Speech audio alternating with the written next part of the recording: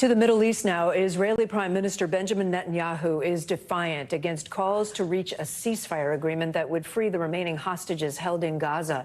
In a press conference a short time ago, Netanyahu reiterated his insistence that any deal must allow Israel to maintain control of what is called the Philadelphi corridor, a stretch of land along Gaza's border with Egypt. His remarks come as mass protests continue to roil the streets of Israel. NBC News international correspondent Raf Sanchez joins me now from Tel Aviv. Raf, Prime Minister Netanyahu spoke at length. What more did he say? Anything there that might change following what he said? So, Kate, this was an unusual press conference. The Israeli Prime Minister spoke only in English and only to the international media, and it was our first chance in 11 months of war to put our questions directly to Israel's leader.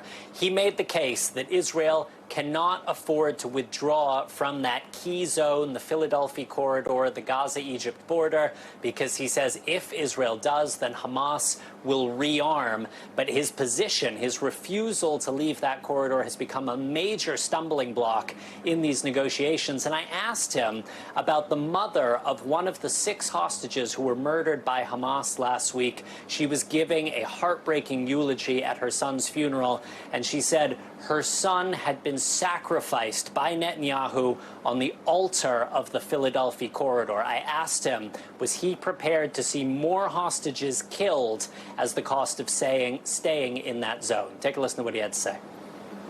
I can understand the great torment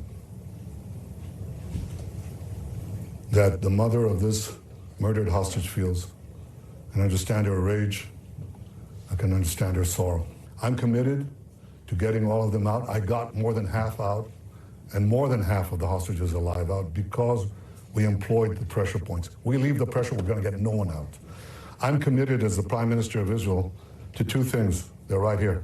The first one is to achieve the release of the hostages, and the second is to protect the security of Israel and make sure that we have no more hostage taking, no more murders, no more rapes, and no more rocketing of Israel. So, Kate, the protesters say if Israel does not withdraw from the Philadelphia corridor, it will not be able to get its hostages out. Netanyahu is making the exact opposite argument, saying if Israel does withdraw from the Philadelphia corridor, it will remove all pressure on Hamas, and Hamas will not release those hostages. We will see which version is right.